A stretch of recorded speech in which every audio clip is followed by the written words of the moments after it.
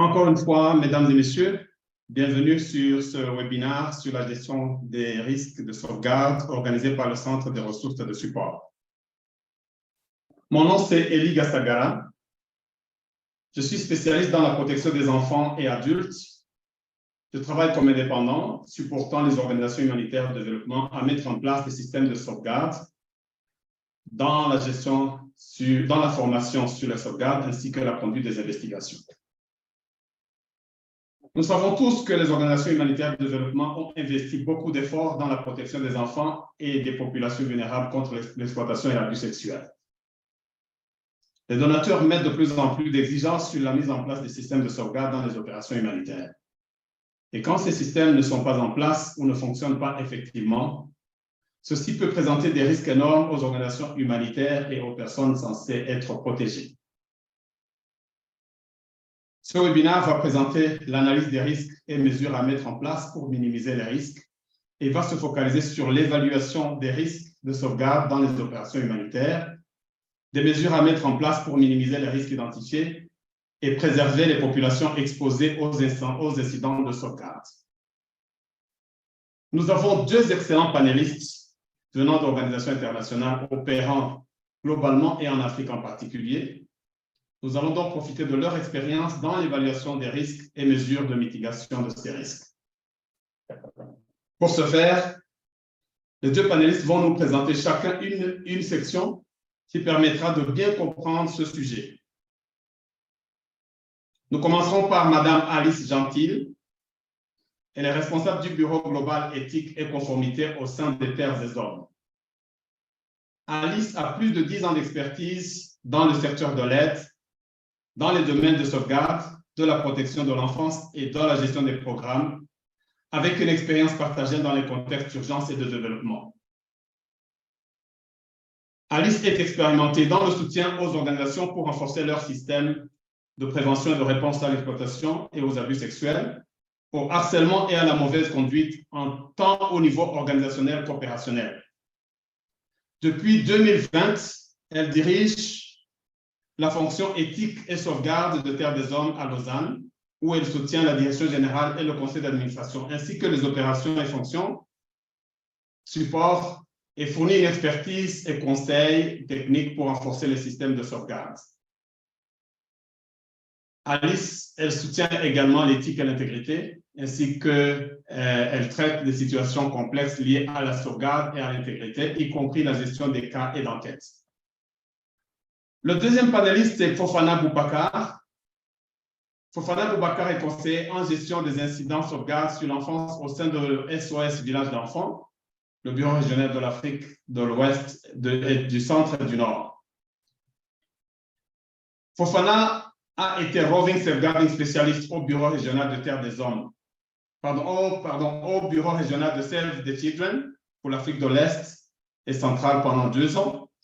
Il a été manager national de Child Safeguarding de Save the Children International au Sénégal pendant 2 ans. Et pendant 10 ans, Fofana a travaillé au sein de World Vision où il a occupé des postes de coordinateur de divers projets de protection et de management dans la protection et la participation des enfants au Sénégal. Boubacar a fait partie de divers groupes de travail pour la sauvegarde et il est un enquêteur interne certifié de gestion d'incidents et défis de sauvegarde. Il a souvent partagé son expertise en soutenant des collègues de divers pays de la région de l'Afrique de l'Ouest, du Central et du Nord. Mesdames et messieurs, des points importants pour la réussite de ce séminaire. Vous êtes tous mutés dans le mode silence ou muted avec vos vidéos éteintes. Ceci, c'est pour permettre une bonne qualité de connexion de ce webinaire, ainsi que la section chat est également bloquée, à part pour les panélistes, pour permettre de répondre à toutes vos questions et appuis techniques. Aussi, nous voulons vous informer que nous allons enregistrer ce webinaire pour le mettre sur le site des ressources du Centre des ressources et de support afin de permettre à ceux qui n'ont pas pu nous joindre de le suivre après la séance. Je tiens à souligner que vos noms ne seront pas partagés sur l'enregistrement qui va être mis sur le site. Mesdames et messieurs, nous allons avoir une session de questions et réponses. Vous avez la possibilité de poser des questions tout au long du webinaire en utilisant la section questions-réponses. En bas, vous allez trouver Q&A où vous allez taper vos questions que vous avez. Je vous invite à poser toutes vos questions dans cette section et nous essayons d'y répondre pour donner le plus de clarité que possible, bien sûr, dans la possibilité du temps qui nous est imparti. Nous commencerons à répondre aux questions qui auront eu le plus de votes. Donc, votez pour les questions que vous trouvez pertinentes afin que nous puissions répondre à ces questions. Avant la fin de ce webinaire, nous vous présenterons un petit questionnaire, simple 3 questions, que nous vous inviterons à répondre. Je vais donc passer la parole au premier panéliste qui va vous présenter, les deux panélistes vont vous présenter dans l'ordre qui vous a été communiqué. Et le premier panéliste, je passe la parole à Madame Alice Gentil. Alice, à vous la parole.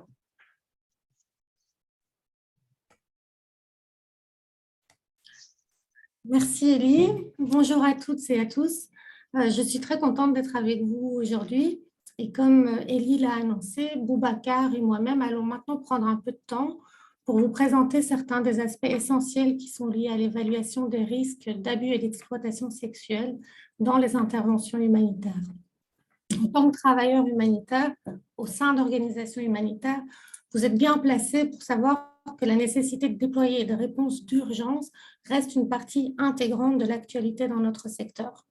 Nous sommes sur une base ponctuelle, mais tout de même récurrente, amenés à déployer des interventions et tous les mécanismes qui sont associés pour répondre le plus rapidement et le plus adéquatement possible à des crises qualifiées comme humanitaires ou d'urgence. Donc des catastrophes climatiques, des conflits armés, des épidémies, etc. Donc lorsqu'une crise survient, nous devons agir rapidement. Et ça implique d'évaluer les besoins rapidement, de définir notre intervention selon les besoins les plus urgents de façon rapide, souvent de recruter de nouveaux employés et des volontaires et d'assurer qu'ils soient opérationnels rapidement, d'assurer la mise à disposition de ressources nécessaires rapidement, soit vous l'avez compris, toute une série d'actions qui, du fait du caractère urgent dans lequel elles s'inscrivent, peuvent aussi impliquer qu'en tant qu'organisation, nous prenions moins le temps ou peut-être pas le temps d'évaluer les risques d'abus et d'exploitation qui peuvent être liés à notre intervention. On sait aussi qu'il est considéré que les opérations humanitaires sont des contextes dans lesquels ces risques de sauvegarde vont être les plus accrus. Et pourquoi? Alors tout d'abord, pour toute une série d'éléments qui sont liés au contexte organisationnel. On a par exemple le fait que les réponses d'urgence impliquent, comme je viens de le mentionner, que nous devions déployer de l'assistance d'urgence rapidement, qu'il y a donc un afflux de ressources qui font généralement défaut dans ces situations de crise, mais aussi un afflux de travailleurs humanitaires, souvent qui viennent de l'extérieur, avec plus ou moins de connaissances du contexte, et parfois des personnes qui assistent et qui disposent peut-être de moins d'expérience, comme notamment les volontaires. Aussi, les mécanismes de remontée d'informations au sein de l'organisation en question peuvent parfois être inexistants ou ils peuvent avoir été affectés eux-mêmes par la crise. Et l'attention ne se porte pas souvent nécessairement sur le rétablissement de ces canaux en priorité, même si c'est crucial. Aussi, dans les réponses d'urgence, les partenariats sont évalués avec moins de diligence, notamment en termes d'évaluation des systèmes de sauvegarde. Et souvent, les grandes organisations vont travailler à distance ou à travers des partenaires de mise en œuvre dans des contextes où déjà l'accessibilité et parfois même les communications vont être compliquées. Tout ça, ça va impliquer des niveaux de contrôle moindres et en tous les cas trop faibles. Slide suivante. Donc, en deuxième lieu, on retrouve également tous les éléments qui sont associés au contexte même d'une crise. On sait que ce sont des contextes dans lesquels les personnes affectées vont être dans une situation d'extrême vulnérabilité. Elles ont parfois tout perdu et en ce inclut l'accès à des services de base et de survie. Ce sont aussi des contextes où les vulnérabilités préexistantes peuvent être exacerbées. On va retrouver, par exemple, des enfants qui se retrouvent séparés de leur famille ou qui ont perdu leur famille, ou alors encore des situations où la vulnérabilité économique des populations sur le moyen terme peut amener à identifier des mesures de mitigation qui peuvent être nuisibles, comme notamment le recours au travail des enfants ou le mariage précoce. Et puis, les femmes et les enfants surtout, mais aussi les hommes, peuvent être victimes de réseaux d'exploitation et de trafic qui vont profiter de ces situations où les personnes ne disposent plus de leur papier d'identité, plus d'un refuge et plus de mécanismes de protection, par exemple. Parce qu'en effet, dans ces contextes, les systèmes de support ou de protection communautaire ou officiels font souvent défaut, soit parce que la situation de crise a entravé leur bon fonctionnement, soit parce qu'ils n'étaient déjà pas disponibles au préalable ou alors qu'ils ne couvraient pas tous les besoins. Et enfin, l'ensemble de ces éléments que je viens d'évoquer implique que les déséquilibres de pouvoir entre les communautés affectées d'une part et les travailleurs humanitaires de l'autre vont être d'autant plus marqués dans ces contextes humanitaires. Donc, en bref, dans un contexte de réponse humanitaire, nous sommes tout d'abord dans une situation dans laquelle les organisations ne vont pas prioriser la mitigation des risques de sauvegarde parmi toute une série d'autres tâches qu'elles ont tendance à considérer comme prioritaires. Et on est dans une situation qui, de par sa nature même, va impliquer toute une série de risques d'abus, d'exploitation et de nuisance. Et enfin, ces contextes humanitaires sont des situations dans lesquelles les déséquilibres de pouvoir vont être très marqués et les vulnérabilités des personnes affectées vont souvent être exacerbées. Elles peuvent aller jusqu'à l'extrême et elles peuvent mener à des risques sérieux d'abus et d'exploitation sexuelle. Slide suivante. Donc, dans le cadre de cette session, nous nous concentrons spécifiquement sur les risques de sauvegarde potentiels. Donc, on parle ici d'abus sexuels, d'exploitation sexuelle, de harcèlement sexuel, et enfin, tenant compte du principe de ne pas nuire qui est à la base de la définition même de la sauvegarde, toute autre forme d'abus et de nuisance qui peut résulter de nos interventions. Et on retrouve notamment les abus et nuisances émotionnelles, physiques, et la négligence ou autres risques opérationnels. Dans les interventions humanitaires, ces risques peuvent être anticipés. Et comment? Au travers d'une analyse des risques de sauvegarde qui est le sujet de cette session. Slide suivante, s'il vous plaît. Donc, les risques doivent en fait faire l'objet d'une analyse approfondie et mener à l'identification de mesures d'atténuation. Ce n'est pas une option. L'analyse des risques d'abus et d'exploitation et la définition des mesures d'atténuation sont une obligation pour des organisations comme les nôtres et ceci s'aligne avec nos missions respectives et avec les valeurs et les principes humanitaires. Ces analyses vont nous permettre de réduire les risques. Elles vont permettre de déterminer comment est-ce qu'on agit si ces risques viennent à se présenter, de définir de manière anticipée quels sont les rôles et les responsabilités des différentes personnes dans la gestion de ces risques et aussi de pouvoir assurer qu'on ait les mesures nécessaires et minimales pour pouvoir prévenir et gérer le risque. Et là, on parle notamment de ressources financières, humaines et matérielles. Slide suivante. Généralement, les risques peuvent être organisés en différentes catégories. Selon les outils dont les organisations vont disposer, on peut utiliser différentes familles, on peut utiliser différentes terminologies. Mais de manière générale, les risques de sauvegarde s'organisent selon leur contexte et on retrouve à peu près 6 catégories que vous voyez sur la slide ici. La première famille de risques fait référence aux risques liés à l'environnement externe. Donc ici, on retrouve tous les risques qui sont liés au contexte d'intervention et qui ne sont pas du ressort de l'organisation. On va retrouver notamment les questions liées aux normes culturelles et légales locales, par exemple l'âge de la majorité sexuelle, ou les services de protection existants et disponibles, les structures gouvernementales ou encore les schémas d'abus préexistants, entre autres. La deuxième catégorie de risques fait référence aux risques qui relèvent des projets et programmes et aussi des activités. On retrouve ici ce qui relève de la conception de programmes et le niveau de participation des communautés affectées dans cette étape clé, ou encore le fait que les organisations veillent bien à allouer un budget pour la sauvegarde dans leur réponse d'urgence. On fait aussi ici référence à comment les activités vont être mises en œuvre et par qui, c'est important aussi, la prise en compte de la diversité et d'autres questions transversales dans la conception des activités, le suivi des projets et notamment des indicateurs, et aussi la mise en place de mécanismes de réponse et de feedback adaptés et fonctionnels. La troisième famille de risques fait référence aux risques encourus dans les situations de partenariat. Ici, ça va dépendre aussi du nombre de partenaires, des dispositifs de contrôle et de support qu'on va mettre en place dans le travail avec ces partenaires, de leur niveau de connaissance des procédures et des standards sauvegarde. La quatrième catégorie fait référence aux risques qui relèvent des activités de communication et de gestion de l'information. On retrouve ici tout ce qui fait référence au respect de la dignité des personnes, de la confidentialité, aux questions de protection des personnes et de protection des données et au consentement éclairé.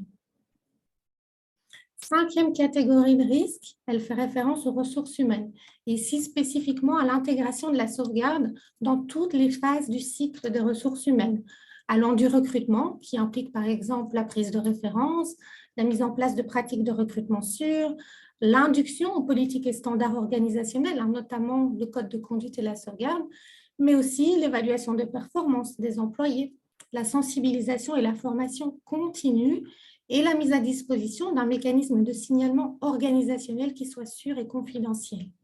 Et la dernière catégorie de risque relève du leadership, de la culture organisationnelle et de la gouvernance au sein d'une organisation. Et on va retrouver ici, par exemple, le fait que l'organisation ait bien une personne dédiée aux questions de sauvegarde en son sein, qu'elle intègre bien la sauvegarde dans sa stratégie organisationnelle, qu'il y ait effectivement des mesures prises et des sanctions pour des incidents de sauvegarde potentiels, et encore que l'organisation dispose d'un mécanisme de signalement et de gestion des incidents qui soit sûr et fonctionnel. Slide suivant. Donc, les risques de sauvegarde peuvent être analysés et pour cela, il existe un outil qu'on appelle l'outil d'analyse des risques de sauvegarde.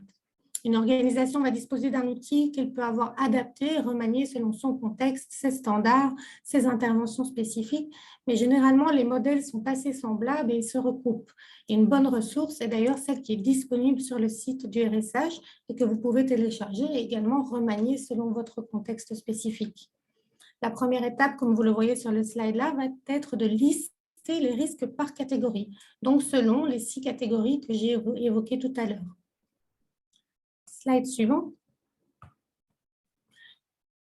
Et une fois les risques identifiés par catégorie, on va les classer selon leur probabilité et leur impact. Donc, la probabilité, ça veut dire essayer de déterminer dans quelle mesure il est possible que le risque se produise.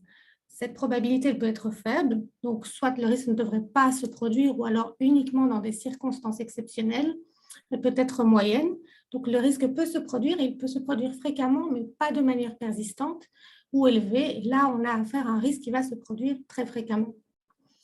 Et puis, concernant l'impact, on réfère ici à la détermination du résultat du risque. Donc, quelles vont être les répercussions et les conséquences que le risque va avoir sur un individu ou un groupe d'individus. Et ici aussi, on peut avoir un impact qui sera mineur, on n'aura pas ou peu de conséquences nuisibles, on va avoir un impact modéré et un impact majeur où les conséquences seront très graves. Donc, vous voyez ici qu'on a 3 niveaux, faible, moyen et élevé. Certaines organisations définissent d'autres niveaux, comme par exemple très faible, occasionnel. Généralement, il est plutôt recommandé de fonctionner avec un nombre limité de niveaux parce que cela permet de faciliter le score total et surtout la conscience du niveau de risque en interne. Et donc enfin, comme vous le voyez dans le 3e petit tableau, le score total va être calculé. C'est une multiplication du niveau d'impact et du niveau de probabilité qui va permettre de définir si le risque est faible, s'il est moyen ou s'il est fort. Une deuxième étape va ensuite viser à définir les mesures d'atténuation, ce que Boubacar va vous présenter tout à l'heure. Et sur base de ces mesures, il faut recalculer le niveau de risque, soit définir si le risque résiduel reste au même niveau ou s'il est suffisamment tempéré. L'idée, c'est que pour des niveaux de risque résiduels qui vont rester trop élevés, malgré les mesures d'atténuation qu'on a identifiées ou éventuellement mises en place, l'activité ou le projet même ne soit pas conduit ou qu'il soit revu dans sa conception même par l'organisation. Slide suivante.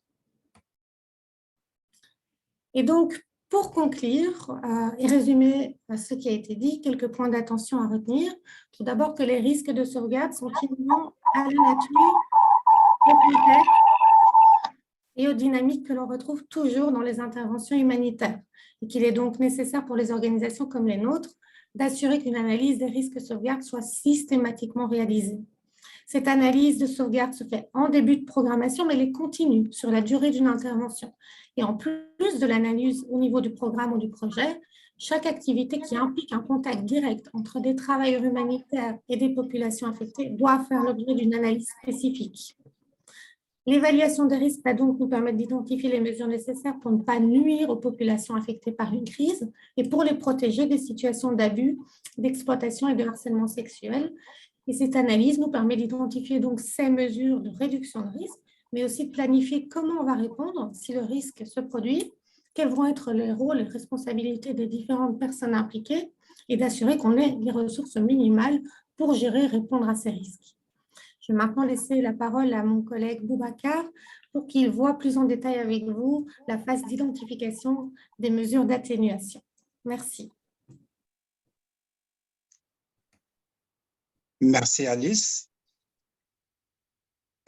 Comme vous le voyez, les opérations humanitaires sont menées pour sauver des vies, offrir une protection, atténuer les souffrances et restaurer la dignité. Mais comme vous le voyez ici, les risques dont parlait Alice peuvent se matérialiser par des incidents de cette nature. Soit qu'on nuise à certains de nos bénéficiaires juste parce que nous n'avons pas respecté la chaîne de froid de la distribution de médicaments ou juste parce qu'on a mal géré un fichier qui contenait des informations sensibles, on révèle la séropositivité de certaines victimes, de certaines personnes bénéficiaires et que cela leur nuise d'une manière ou d'une autre. Ou tout simplement que certains qui travaillent pour l'organisation aient des relations sexuelles avec des bénéficiaires. Ou même que nous déployons des ressources, que nous construisions et que, n'ayant pas respecté les normes de construction, que nous soyons confrontés à des situations où ces constructions peuvent nuire. On peut en citer plusieurs exemples. Mais fondamentalement, qu'est-ce qu'on peut retenir de ces types d'incidents? C'est qu'il y a une responsabilité individuelle et qu'il y a une responsabilité organisationnelle qui se dégage d'une part. D'autre part, il y a forcément le fait que ces incidents peuvent être volontaires ou involontaires. C'est un élément à retenir. Et troisièmement, ces incidents peuvent subvenir dans tous les compartiments du travail humanitaire, que ce soit dans la gestion de nos données, que ce soit dans la construction, dans la chaîne d'approvisionnement ou tout simplement dans le vécu après le travail des travailleurs humanitaires qui sont sur le terrain. Donc, globalement, c'est des risques dans toute la vie de la réponse, que ce soit sur le terrain du travail technique ou que ce soit dans la vie personnelle de ces agents qui sont déployés sur le terrain. Suivant. C'est pour maîtriser l'ensemble de ces risques, pour les minimiser, que le monde de l'humanitaire de façon générale, dès ses débuts, a su que l'aide crée un rapport de pouvoir, une dynamique entre l'aidant et l'aidé. Et ce rapport de pouvoir, cette dynamique de pouvoir crée souvent des situations qui peuvent pousser les personnes appelées à aider à commettre des nuisances qui relèvent, comme je l'ai dit tantôt, d'une situation qui obéit à l'absence d'un ordre. Et le soubassement de tout cela est la Déclaration universelle des droits humains, le droit international humanitaire, mais également la Convention internationale relative aux droits de l'enfant. C'est la base sur laquelle le travail humanitaire s'appuie pour ne pas nuire, pour respecter ce principe. Et il y a deux outils fondamentaux que le monde de l'humanitaire a mis à la disposition de toutes les organisations qui interviennent.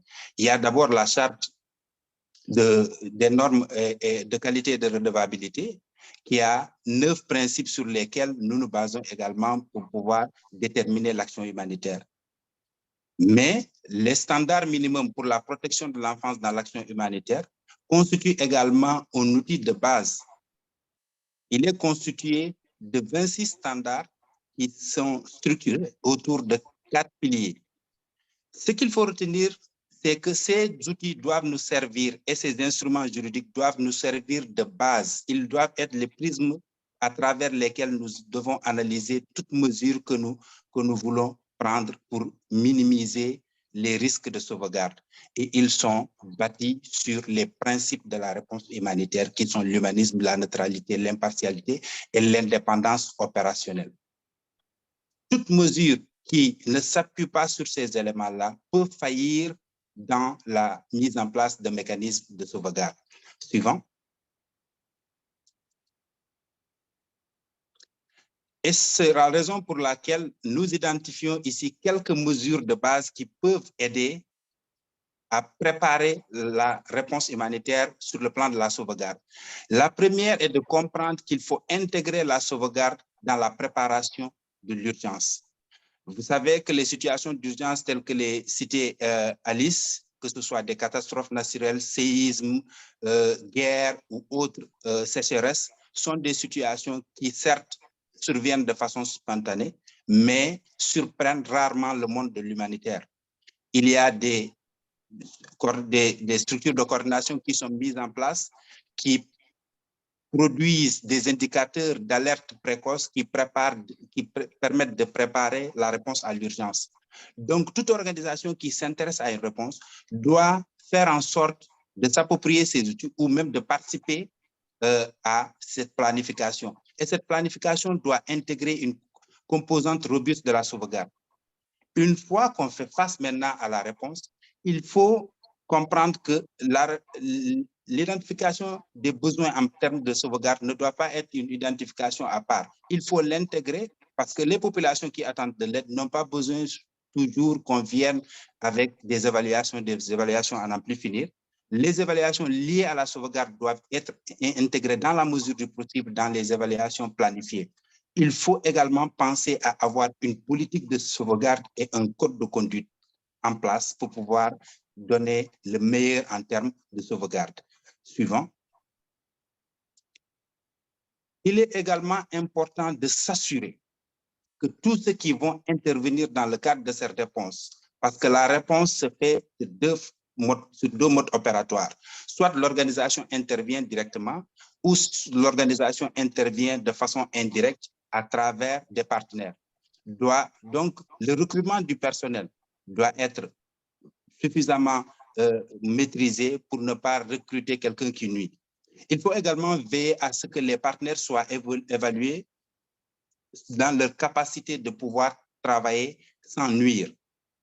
Il faut également mobiliser tout le monde, comme on l'a vu au niveau du premier slide, c'est dans tous les compartiments de la vie, de la réponse, que les risques peuvent subvenir, que ce soit logistique, que ce soit suivi, évaluation, santé, éducation, nutrition ou assainissement ou construction.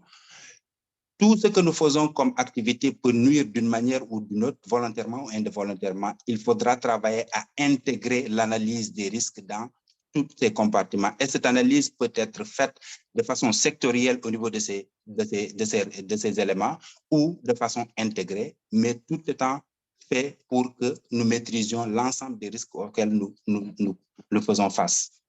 Slide suivant. Il faut mettre en place des mécanismes pour signaler et remonter les informations. Il est important que ceux qui reçoivent de l'aide comprennent quels sont les comportements attendus de ceux qui viennent pour fournir de l'aide ou pour assister. Donc, il est important de les informer, de leur expliquer par quelle voie ils peuvent passer pour pouvoir signaler un comportement non désiré ou un comportement suspicieux et partager l'ensemble des informations sur ces mécanismes avec les enfants et en produire des versions adaptées aux enfants. Il faut également adopter une approche centrée sur les survivants, c'est-à-dire garantir la dignité de ceux qui vont se déclarer ayant subi des nuisances de notre part, avoir une tolérance zéro face à toute forme de nuisance. Et cette tolérance ne signifie pas exactement sauter sur toute occasion pour sanctionner, mais ne pas fermer les yeux. Nous allons y revenir. Il faut prendre au sérieux toute allégation, l'étudier, l'investiguer pour se rendre compte de sa véracité, parce qu'également des signalements malicieux peuvent être faits. Slide suivant.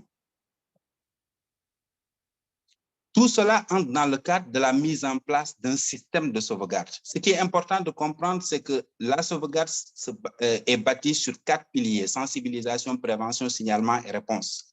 Et ces 4 piliers doivent être les composantes qui doivent concourir à fournir à toute organisation une politique de sauvegarde. La politique n'est rien d'autre que l'ensemble des procédures, des dispositions et l'ensemble des éléments qui permettent à l'organisation de modeler son travail de sorte qu'il ne nuise pas.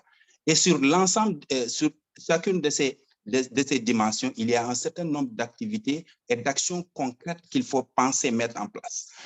Avoir une politique, former, disposer de points focaux, mettre en place des supports qui sont adaptés aux enfants et aux communautés, qu'ils puissent comprendre que l'aide est donnée sans condition aucune et que la dignité humaine est centrale dans cette aide et que personne n'a le droit de nuire.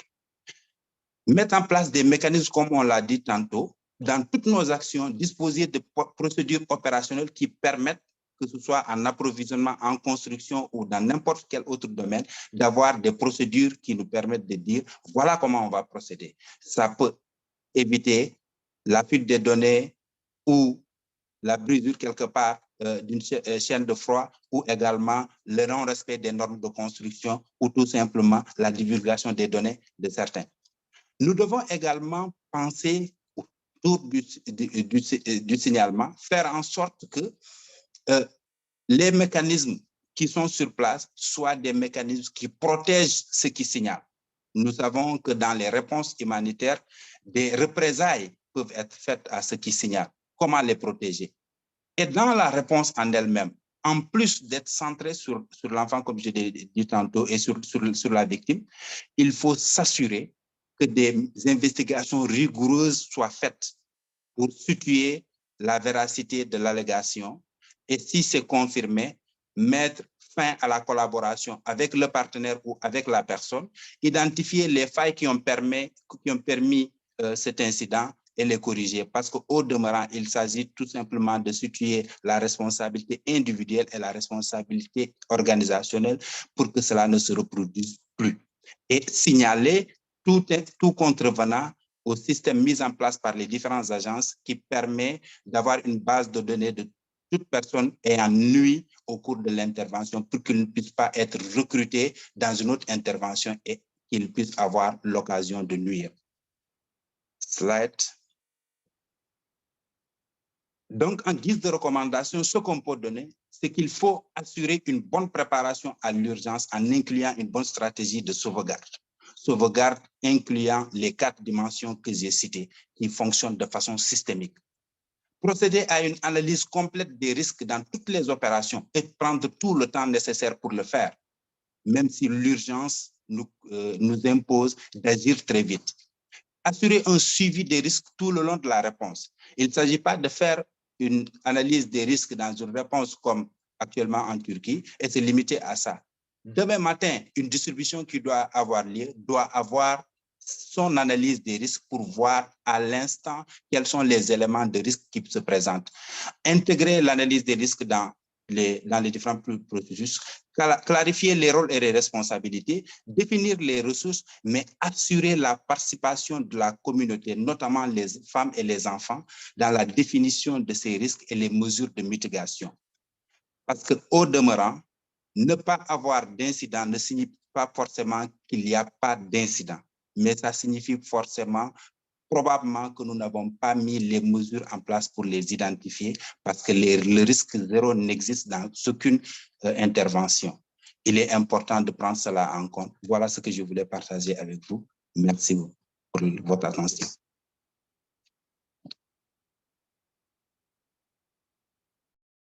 Merci beaucoup Alice, merci beaucoup Fofana. J'invite les participants à poser beaucoup de questions dans la section chat, la question Q et A. La question Q et A, certains ont commencé à mettre des commentaires, des questions. Merci beaucoup. J'invite donc Fofana et Alice à mettre vos caméras pour que nous puissions passer dans la section des questions-réponses. Bon, nous n'avons pas beaucoup de questions qui ont été posées, mais je suis sûr que les questions vont venir. Les participants, n'hésitez pas à poser vos questions. Il y a un commentaire, quand même, 2 questions, je dirais, un commentaire.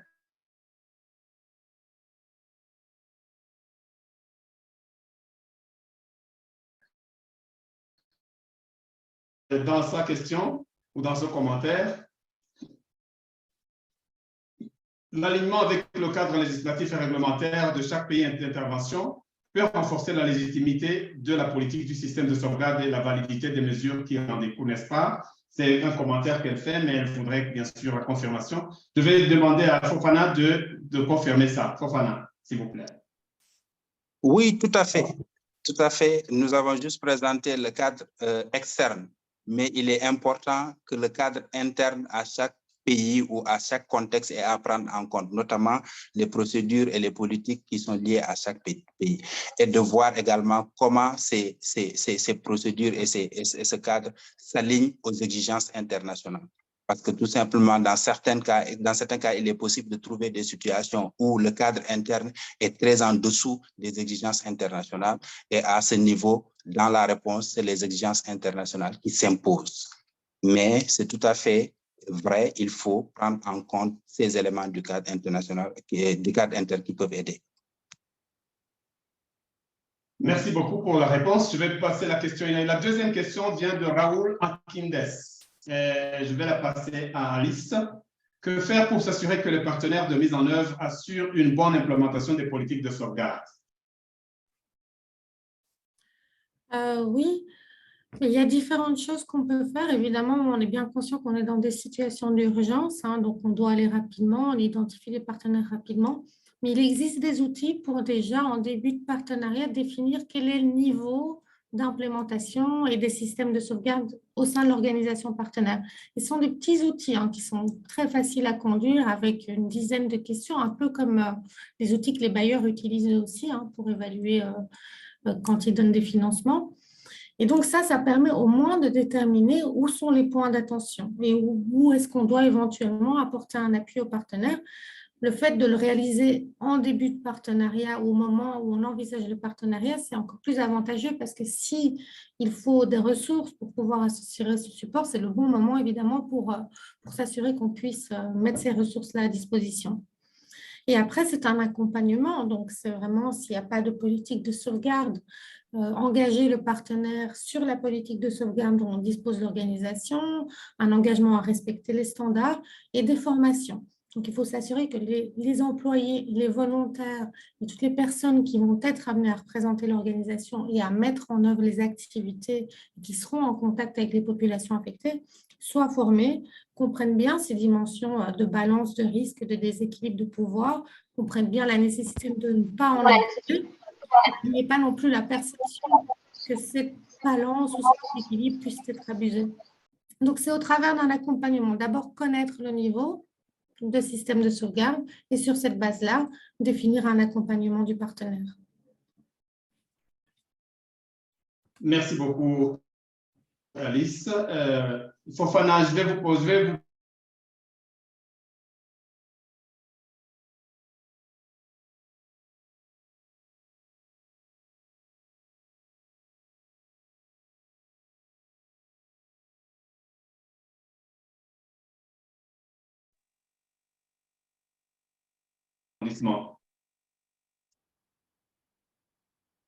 Élie, on vous a perdu un moment.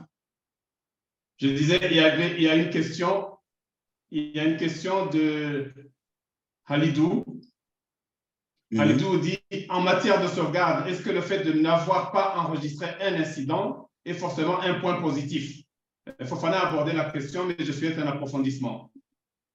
C'est toujours, merci, c'est toujours un signal rouge dans la mesure où la réponse humanitaire intervient dans des contextes où les structures sont fragilisées, soit sont inexistantes ou sont très faibles. Et c'est dans des contextes, c'est les contextes dans lesquels il y a une exacerbation de l'ensemble des types de violences. Parce qu'au demeurant, les questions de sauvegarde ne sont pas des questions spécifiques. C'est des violences qui existent dans les communautés et qui quand ils sont commis par des personnes mobilisées par des organisations, cela devient une question de sauvegarde. Donc, étant dans des contextes où ces violences sont exacerbées et se retrouver avec zéro violence est une question qui inquiète. C'est pour cela qu'il faut, quand cela se passe au cours d'une année ou au cours de toute l'intervention, il faudra procéder soit à un audit de sauvegarde sur place ou procéder à une évaluation des structures mises en place, notamment les mécanismes de signalement, pour s'assurer est-ce que les gens ont accès, est-ce qu'ils ont compris, etc., tous ces éléments. Donc, c'est inquiétant qu'on ait zéro incident et cela ne veut pas dire tout simplement que tout va bien. Ça veut dire qu'il faut creuser pour s'assurer que est-ce que c'est réellement tout va bien ou on a failli quelque part à mettre en place les mécanismes qui permettent de les identifier. Merci beaucoup. Alice, il y a une question de Amadou Hama que je voudrais vous adresser. Est-ce que les outils utilisés sont spécifiques à l'ONG ou c'est les mêmes outils en façon du bailleur, du côté du bailleur, je pense? Je pense que ça va dépendre des organisations.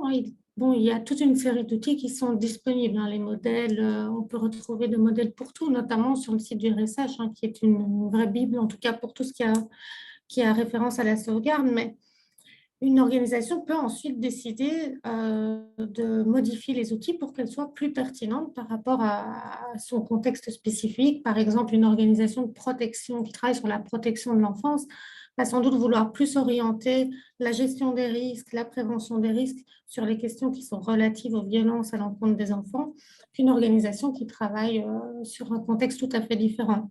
Et puis, chaque organisation va aussi avoir sa définition de la sauvegarde et ses standards de sauvegarde propres. Bon, après, ils sont sectoriels, donc ils sont assez généraux.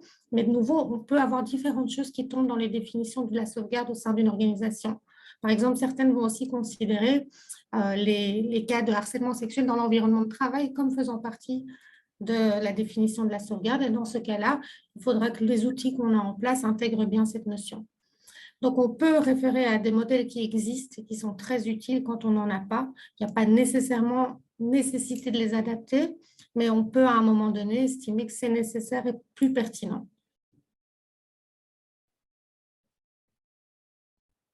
Merci beaucoup. La question de Bissé Karine, encore, elle pose une autre question. Lorsqu'on réfère les victimes vers les services de sauvegarde, les services, devrons-nous nous assurer systématiquement que ces services sont sûrs? Là, il parle de services sûrs. Quand on réfère les victimes d'abus et l'exploitation sexuelle vers les services, devons-nous nous assurer que ces services sont sûrs? Fofana? Oui, tout à fait. Dans la mesure où on le disait tantôt, toute action que nous posons, nous devons nous assurer que cette action ne nuise pas. Référer est une action que nous posons, il est de notre responsabilité en tant qu'organisation. Donc, dès qu'on prend la responsabilité de référer une victime vers un service, on doit en amont s'assurer que ce service respecte le minimum en termes de ne pas nuire et également dispose de tous les éléments nécessaires pour assurer une bonne confidentialité de tout ce qui est donné de cet enfant-là. Et cela se fait au préalable, comme on l'a dit, dans l'évaluation des besoins, mais également dans l'identification de l'ensemble des services qui existent. Dans la réponse, identifier à l'avance l'ensemble des services qui existent est un élément important. Et ces services qui existent doivent être des services qui répondent à un minimum de normes et de standards qui ne nuisent pas. Cela est important à prendre en compte. Effectivement, la référence engage notre responsabilité en tant qu'organisation et nous devons veiller que ce soit un référencement ou une référence sûre. Merci beaucoup. Une question de Muriel Kouam. Je vais vous la passer à Alice. Que faire pour garantir la protection de celui qui signale? Au regard de votre expérience, comment encourager la communauté à utiliser les canaux de signalement? Donc, engager la communauté, ça passe d'abord par s'assurer qu'on ait engagé la communauté dans l'identification même de ces canaux de signalement. si on veut s'assurer qu'ils soient fonctionnels, qu'ils soient adaptés, que ce sont des canaux qui vont être utilisés, qui sont pertinents selon les contextes, les réalités, les souhaits des communautés, il faut les impliquer dans ces phases initiales, avant même qu'on établisse quoi que ce soit. Et après, la fonctionnalité de ces canaux va aussi dépendre de comment on communique par rapport à ces canaux mêmes et comment, en effet, on garantit la protection des personnes et donc la confidentialité. Une des règles d'or, c'est par exemple qu'il faut toujours y avoir au moins un mécanisme ou un canal qui permette de faire remonter des informations. Ça peut être un feedback, ce n'est pas nécessairement une plainte, mais de manière anonyme. Et que donc, on mette en place au moins un canal anonyme pour que les personnes qui le souhaitent puissent l'utiliser. Après, il faut aussi toujours veiller à l'accessibilité. Donc, est-ce qu'on permet bien à tout le monde de signaler quelque chose? Est-ce qu'on a des mécanismes qui sont adaptés aux enfants, par exemple, et où eux aussi peuvent faire remonter? Et évidemment, si on veut des signalements, ça veut aussi dire sensibiliser sur les règles qu'on a au niveau de l'organisation. Ça veut dire qu'on doit communiquer sur ce qui est un comportement approprié qui peut être attendu de la part d'un employé ou d'un volontaire d'une organisation et ce qui ne peut pas l'être et ce qui est considéré comme inapproprié. Donc, c'est important de communiquer sur ces règles de base aussi. Voilà, j'espère que j'ai répondu à la question. Merci beaucoup. La question de Almadou Tandina. Ma question est de savoir comment évaluer l'accessibilité du mécanisme de gestion des plaintes. L'accessibilité du mécanisme de gestion de plaintes. Fofana, vous voulez le prendre? Oui, quand on met en place les mécanismes de gestion de ces plaintes, on prend en compte un certain nombre de considérations, dont l'accès, la cible elle-même, que ce soit les enfants, les femmes, les communautés de façon générale, mais leur protection et leur anonymat à mettre en valeur. Et quand on met en place ces mécanismes, on les met en place en collaboration avec ses bénéficiaires. C'est important. Le mécanisme n'est pas mis en place et venir annoncer aux communautés, non. On choisit les mécanismes avec les communautés. On peut avoir des boîtes à suggestions, on peut avoir des focus groupes réguliers, on peut avoir des numéros de téléphone qu'on met en place. Comment on vérifie s'ils ont accès à ces mécanismes? C'est que les mécanismes en place, il faut avoir une périodicité de révision. Les personnes avec lesquelles on a choisi les mécanismes, il faut se fixer des périodes où on peut revenir pour dire où est-ce qu'on en est, qu'est-ce qui a marché, qu'est-ce qui n'a pas marché. Et on pourra savoir si ça marche ou pas. Si on installe une boîte à suggestions au sein d'un camp de réfugiés et que la boîte est visible de tous, on peut se rendre compte à un moment donné que personne ne va aller mettre quelque chose dedans parce que quand il le met, tout le monde le voit. Les numéros de téléphone également, si le réseau n'est pas bon dans le contexte, ça peut être compliqué. Les focus group, quand on les organise, peut-être que les gens peuvent ne pas se sentir à l'aise pour pouvoir dire certaines choses, ils vont vouloir peut-être le dire individuellement, etc. Donc, ce sont des éléments qu'on évalue périodiquement avec ces derniers pour s'en rendre compte. Et les mécanismes doivent être multiples. On ne doit pas seulement se limiter à une seule voie de signalement et que tout le monde passe par cette voie-là. Il faut au moins en avoir 2 ou 3 pour que si celle-ci ne fonctionne pas ou qu'on ne préfère pas utiliser celui-ci, et on se limite, on s'adresse à l'autre. Ne pas perdre de vue que la façon de gérer le premier incident ou le premier signalement va déterminer toute la suite. Si on ne s'attelle pas à avoir le respect de la confidentialité, garantir l'anonymat, mais également protéger celui qui signale, personne ne le fera. Si le premier signalement se retrouve au sein du camp ou dans le village, personne d'autre ne le fera. Donc, tous ces éléments sont à prendre en compte, mais pour me résumer, ça se fait pour eux, avec eux et dans le but de les aider à ne pas être nuits dans l'intervention. Merci beaucoup. Le temps ne nous est pas très favorable, mais je vais passer la question de France Ambroise à Alice. Est-ce qu'il est permis de notifier à la justice du pays et la police un cas de sauvegarde flagrant d'un employé d'une organisation? Ça va dépendre des règles légales qui sont applicables dans le pays en question. Donc là, on peut par exemple référer à la question du signalement d'un cas d'abus sexuel sur enfant, qui dans la plupart des contextes légaux, des cadres légaux, va être considéré comme un acte criminel à reporter. Maintenant, c'est important aussi de se référer aux procédures de l'organisation. Donc, qu'est-ce que l'organisation a établi comme procédure pour le signalement aux autorités? Qui est en charge? Sur quelle base cela se fait? Par exemple, il y a des organisations qui conduisent une analyse de risque au préalable, de nouveau une analyse de risque, mais pour évaluer les risques sur les personnes. Et puis, on a aussi un devoir, en tant qu'organisation humanitaire ou de développement, de protéger les personnes avec lesquelles on travaille. Donc, de respecter l'intérêt supérieur de l'enfant ou l'intérêt des personnes qui sont concernées par l'abus et leur désir par rapport à cet abus-là.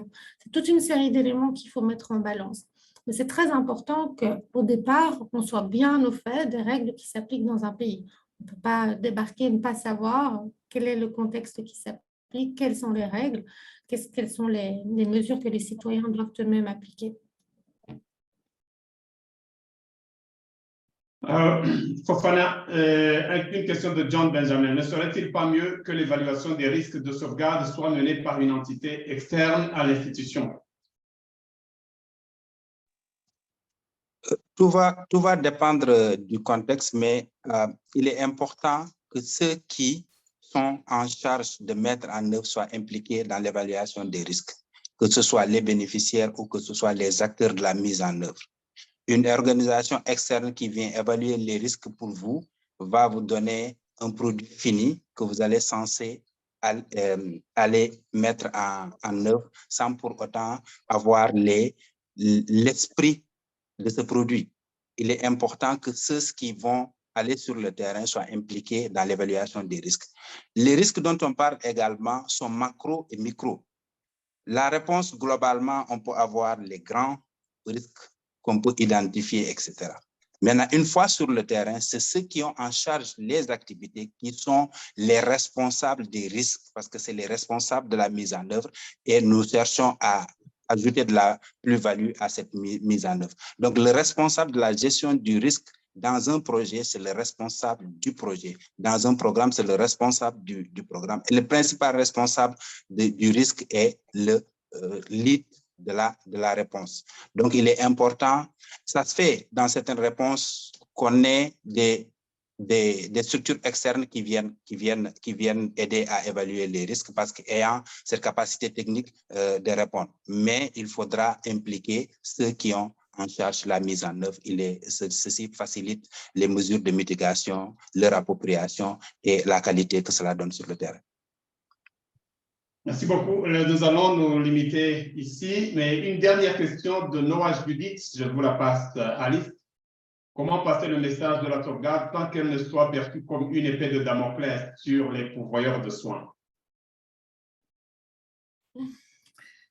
Ça, c'est une très bonne question. Hein. Je pense, dans le contexte de toutes les organisations, un peu les personnes qui sont en charge de la sauvegarde et les difficultés auxquelles elles font face, un peu cette casquette de police interne, difficulté à faire passer les messages.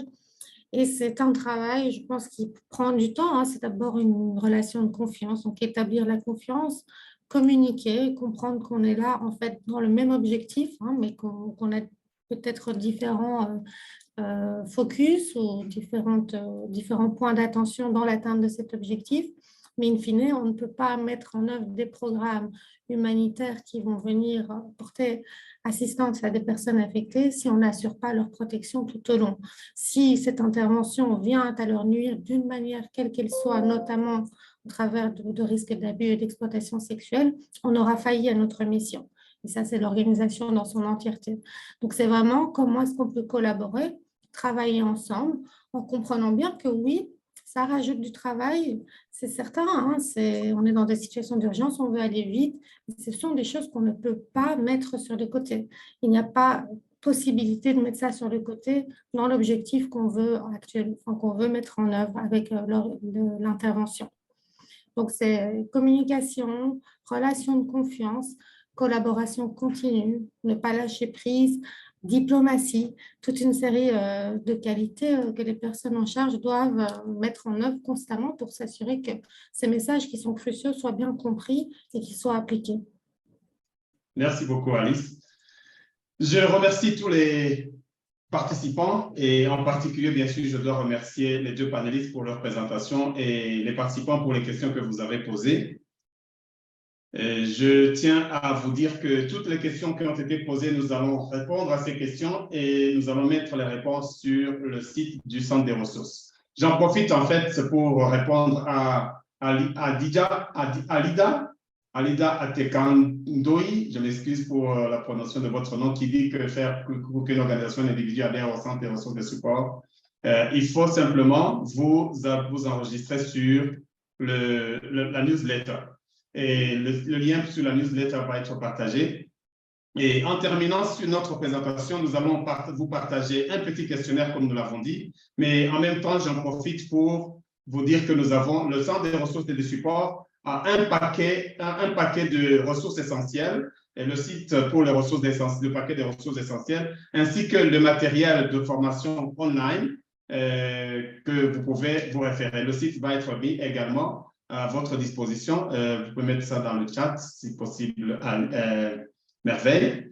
Et nous vous demandons de répondre à ce petit questionnaire, s'il vous plaît. Répondez à ce petit questionnaire avant de terminer notre webinaire. Le questionnaire va être directement partagé pour que vous répondiez. Je vous invite chacun de vous à répondre à ce petit questionnaire de 3 questions. Ce n'est pas beaucoup. S'il vous plaît, répondez à ces questionnaires. Ça nous aide à nous améliorer. Alors que vous répondez à ce questionnaire, chacun répondant à ce questionnaire, je tiens également à dire que pour terminer, nous avons partagé avec vous l'enregistrement de ce webinaire. Les gens ont posé si nous allons avoir accès au matériel. Nous allons partager avec vous les présentations faites ainsi que d'autres ressources utiles dans ce domaine. Si vous voulez rester connecté avec le Centre des ressources et de support, veuillez souscrire sur notre newsletter. Donc, le journal, la newsletter qui est publiée régulièrement. Et le lien est dans le chat. Dans ce chat. Une fois de plus, je vous remercie de votre participation et j'espère vous voir connectés dans le prochain webinaire qui vous sera communiqué, bien sûr, à travers notre système, à travers nos systèmes de communication. Merci de partager vos messages, vos emails pour que nous puissions communiquer avec vous. Merci de rester connecté avec le Centre de support et de ressources et de support et accéder régulièrement à ces ressources qui sont disponibles pour vous. Encore une fois, les ressources sont disponibles en français sur le site du Centre de ressources et de support. Il y a le paquet essentiel, le lien pour le paquet essentiel vous est partagé, ainsi que le lien sur les ressources, l'apprentissage online, il est partagé également. Veuillez compléter, veuillez aller sur la ressource. Faites la formation online, c'est gratuit et c'est disponible pour tout le monde. Est-ce que vous avez pu partager le lien merveille? À part ça, encore une fois, merci pour la participation au webinaire. Nous espérons vous revoir au prochain webinaire. Merci, à plus. Merci, au revoir. Merci.